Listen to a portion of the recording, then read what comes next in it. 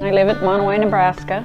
And, I'm the only one that lives here in town. Everybody else has either passed away or moved away, and this is where I chose to stay. Hello everybody, I'm Mortika Lacrossee, and it's time for another Strange People in History. That's right, let's start the show. Hello everyone, you're watching another episode of Strange People in History. And this particular part of Strange People in History is about, let's basically say you're traveling to the United States, right? You're just traveling on by and you happen to come across Boyd County in Nebraska. And if you're just traveling and not really paying attention, you might find yourself somewhere far away from anywhere. And that's Monowi, Nebraska.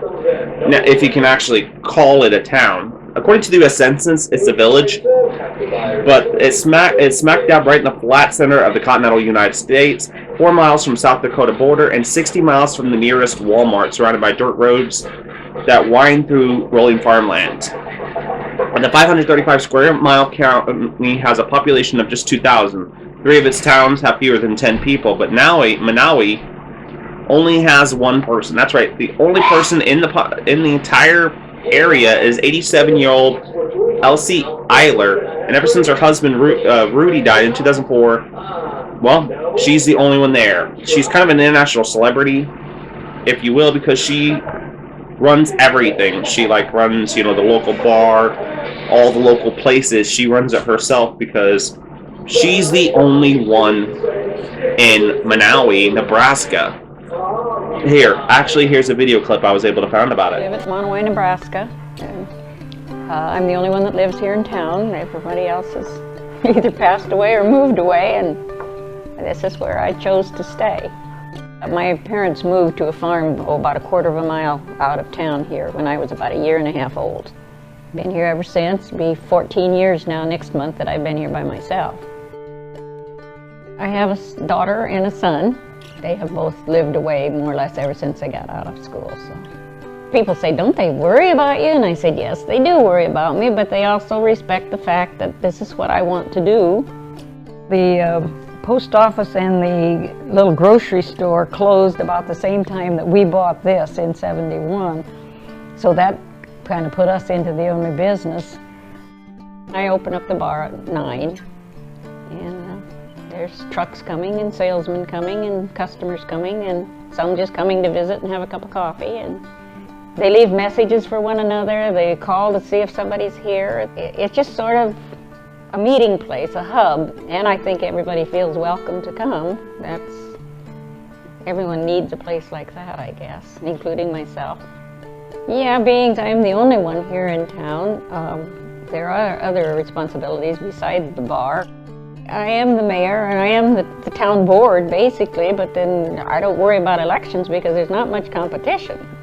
I get kidded about it some, but I tell them, well, sorry, you're not in the city limits, you can't come in and vote. So the town of Monowi, and I guess to a certain extent myself, we have become a household word. I don't know, I guess people kind of find it interesting or fascinating or something. And I have people that have been here from 47 of the states, and I've had from 41 or 2 foreign countries.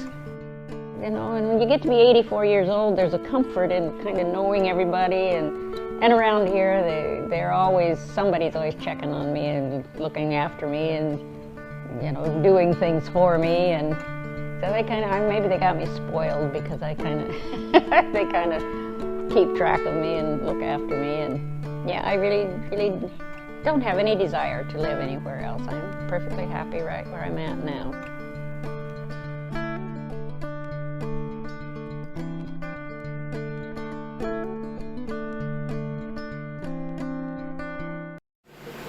So imagine that, if you will, being the only person in that town. Like she said, she has people come and visit her and check up on her.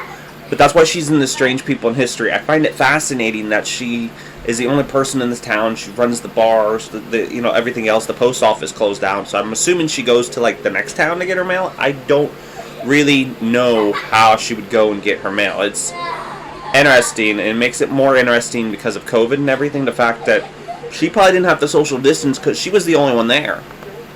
The tavern's food and drink from the article I read hasn't changed for decades. The prices haven't either. She stuck the basic hamburgers $3.50 plus 25 cents for cheese. Hot dogs $1.25. Cheese balls $4. She sells tobacco products. The Skull in Copenhagen is $5.50 and the cigarettes are $6.50. Her wholesale food supply, according to the article, is 60 miles away, and the beer she serves, American classics like Budweiser, Busch, and Coors, and arrives in trucks from O'Neill, roughly 50 miles away, or Norfolk, which is 100 miles. She's never thought to diversify her alcohol offerings. She's just stuck with the regular ones. She actually said, around here the flavored stuff doesn't move, so there's no need to have it. I keep what moves. Says she occasionally lists friends to help sometimes, when they're able to. She has a sign that reads Hunter's Welcome and the coldest beer in town. Which is funny, it's like the coldest beer in town. It's like, it's probably the only beer in town. But that's why she is, in this video of strange people in history. Because I find it fascinating, and it's kind of strange to think of somebody running a town all by themselves, but really cool, if you ask me. So, it's time for another strange people in history. And this one is about this guy named Carl Tanzler, I think his name is. He's a grave-robbing, hopeless romantic. His twisted mentality and his ability, the reason why he's one of history's strangest people. He was this physician who fell in love with a 22-year-old Cuban-American woman who was brought into Key West, Florida hospital where he worked. As soon as he first laid eyes on her, he was like, oh yeah, I want her. But then she at one point died because of tuberculosis. So he committed himself to caring for her, and at one point she died. And he basically put her in plaster and stuff like that. He literally, after her death, hold on, let me see if I can find it real quick. But basically, he purchased an expensive mausoleum for her to be buried. However, once her body was locked inside, he was the only one with the key, and soon this weird journey of his began. Every night for 2 years after he decided he wanted closer, he stole the decaying body from its tomb, kept it with him, and she'd been dead for 2 years, and he had provided extensive upkeep on the body. He'd even used plaster of her to keep Paris to keep and glass eyes to maintain the integrity of face and stabilize her skeletal frame by using coat hangers and wires. Once her hair began to fall out because it was decomposing, he replaced it with pieces of her real hair. He stuffed her torso full of rags to help retain its normal shape and cloaked her in copious amounts of perfume to keep the stench at bay. He lived with her body for 7 years before her family became suspicious, and the sister confronted him finally in his home, and he was arrested for grave robbing. But unfortunately, the statute of limitations, he avoided any jail time. But then at one point, he finally croaked. And that's why he is a strange people in history. A disgusting one, too. So that's it that I have for the strange people in history video. Sorry it took so long for me to do a strange people in history video. I couldn't get around to it, so I was doing the Strange but True and the Paranormal Plus videos. But I finally was able to do a strange people in history video. That Tanzler segment that you just saw will be available on my TikTok page, just because I haven't uploaded any strange people in history videos to my TikTok page for a while. So if you haven't checked out my TikTok page, it'll be in the description bar down below with all my other links. Anyways, if you like these strange people in history videos, make sure you hit that subscribe button.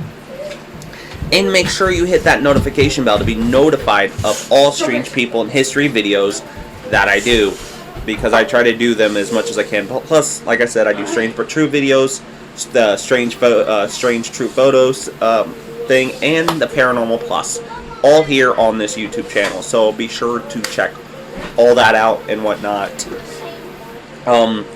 I guess that's all we have. Hopefully I'll be able to do another strange people in history video soon. Comment down below of what you thought of these two strange people in history.